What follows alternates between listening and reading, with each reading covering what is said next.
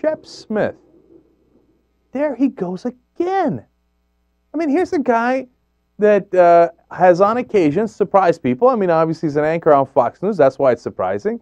But now we're about to officially call him a moderate. I mean, he's definitely not a conservative. I mean, he went ballistic after Hurricane Katrina, did dates all the way back then. He did the famous, "We don't torture," which was awesome, okay? And he's done this on a number of occasions. And now he's going to go after a Republican senator on the public option. And look at the defense he has of the public option. And look at how he won't let the, did I say Congressman? The senator. He won't let the Republican senator get away with it. Okay, watch this. Let Shep go to work here. Why would we not want a public option? Well, but let's take a look at what we do know. My concern is a public, or what I consider a government takeover of health care, right, is going to make it very challenging. But it's not a government takeover, Senator. That's not fair, and we both know it. It's not a government takeover because what it would be is a government option. If you have insurance now and you like it, you can keep it. If you want the government option, a government-run, paid for by those who buy it, government-run option to try to keep costs down. That's not a government takeover, if we're being fair, is it, Senator? Well, over the last 10 years, health care costs in America have skyrocketed. Regular folks cannot afford it. So they tax the system by not getting preventative medicine. They go to the emergency room and are at a last case, and we all end up paying for it. As the costs have gone up, the insurance industry's profits, on average, have gone up more than 350%. And it's the insurance companies which have paid and have contributed to senators and congressmen on both sides of the aisle to the point where now we can't get what all concerned on Capitol Hill seem to blink, and what more than 60% of Americans say they support, is a public option. This has been an enormous win for the healthcare industry. That is an unquestioned fact. But I wonder what happens for the American people when we come out with legislation now which requires everyone to have health care insurance, or many more people, but does not give a public option.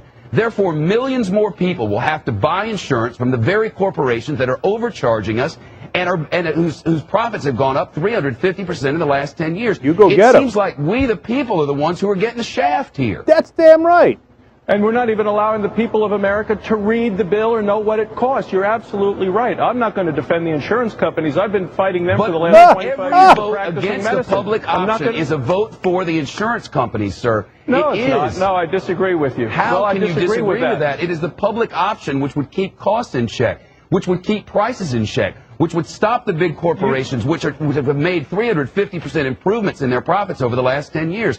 A public option would stop it. What else would stop it? I don't believe that. I don't believe that at all, and that's why they can't even get the 60 votes, as Senator Baucus had for it.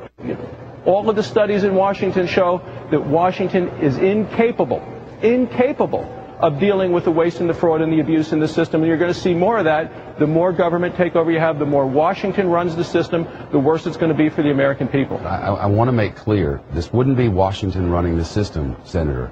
It would be a government-run plan paid for by the people a Washington-run plan. For the plan. Yes. Paid for by the people who sign up for the plan, a not-for-profit to try to keep health care costs down. And that's what, in recent polls, more than 60% of Americans say they favor. Everybody, 100% of Americans want to keep the cost down, and so do I. Yeah, right. That's why I voted against every cost containment measure there is that's been proposed. I love when Shep brings his voice down.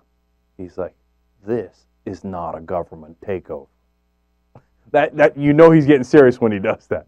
He made great points. Not a government takeover. That's a false claim. 60% of Americans support the public option. It's if you don't have a public option, it's an enormous win for the healthcare insurance industry. They're overcharging us. And then Barroso claims, "Oh no, I'm with you." Yeah, oh man, those healthcare industry guys. I've been fighting them all. Come on, Barroso, stop it! You're killing me, man. You're killing me. Of course you're not. And then Shep challenges him on it and does a nice job with it. And then of course, when cornered, the only thing he can do, as the senator says, "Well, the Democrats can't get 60 votes for it." And look, if the Democrats don't get 60 votes for it, they get to say that for the rest of the time.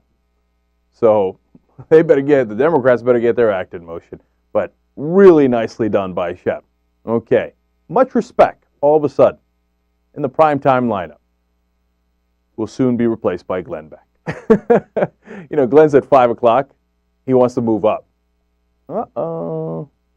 Think about it. Let's see what happens. Man, I tell you what, if they move Shep down, then, we don't even need to have that debate. Everybody knows where Fox News stands. But you know what? They screwed up. They gave Shep Smith a big contract, a long contract.